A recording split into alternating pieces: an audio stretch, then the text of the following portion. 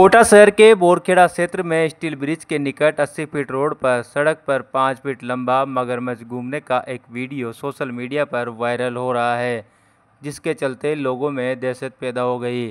Snake catcher Govind Sharma ने बताया कि 80 फीट रोड के निकट देर रात को मगरमच्छ देखा गया था, जिसको पुलिस कर्मियों ने देखा तो उसे वहां से नहर में भगा दिया।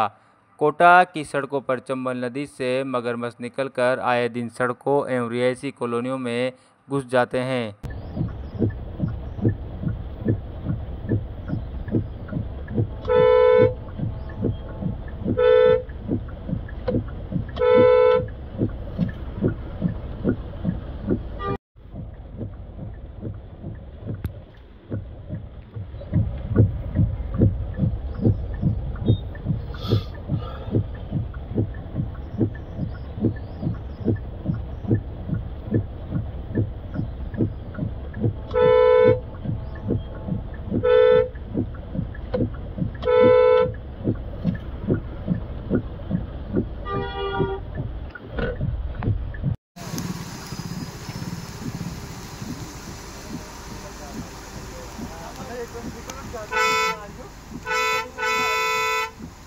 अरे वो डर रहा है बेचारा।